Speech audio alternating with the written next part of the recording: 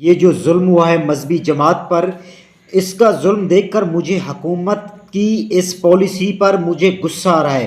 میرا دل کرتا ہے میں حکومت کے خلاف چڑھ دوڑوں اور اس کے خلاف بغاوت کا اعلان کر دوں، اور مجھے اپنی آزادی پر بالکل سمجھوتا نہیں کرنا۔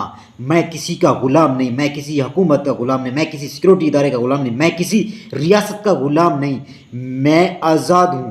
مجھے آزادی کس نے دی ہے؟ مجھے آزادی رب نے دی ہے، تو پھر میں غلام ان کا بن کر کیوں رہوں؟ یہی نظریہ ہر پاکستان کی سیاسی جماعت کا ہے۔ کون سی سیاسی اور مذہبی جماعت ہے جو اپنی اس ریاست کے خلاف نہیں؟ کون سی ایسی مذہبی اور سیاسی جماعت ہے جو اپنی فوج کے خلاف نہیں، اپنے اداروں کے خلاف نہیں؟ پاکستان میں غالباً ایک بھی جماعت ایسی نہیں جو یہ نظریہ نہ رکھتی ہو ریاست کے خلاف، اور نظریہ نہ رکھتی ہو اپنی فوج کے خلاف۔ غالباً مجھے ایک بھی جماعت نہیں ملتی۔ ٹوٹل جماعتیں فوج کے بھی خلاف ہے، ریاست کے بھی خلاف ہے، انتظامیہ کے خلاف ہی ہیں، لیکن پھر بھی میں اپنی ریاست کا دفاع کیوں کرتا ہوں؟ میں اپنی فوج کا دفاع کیوں کرتا ہوں؟ میں اپنی پولیس کا دفاع کیوں کرتا ہوں؟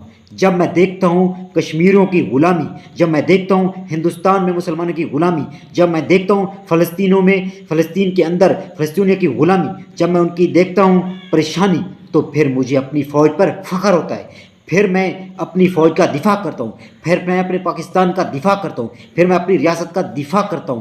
اسی لیے میں ان سیاسی جماعتوں سے وابستہ نہیں ہوں۔ میرا ووٹ ریاست کا ووٹ ہے، لیکن میں کہتا رہتا ہوں نماز قائم کرو، نمازی کو ووٹ دو، لیکن ریاست کو بھی ووٹ دو، نمازی کو ووٹ دو۔ جو لوگ ریاست کے خلاف نہیں، ان نمازیوں کو ووٹ دو۔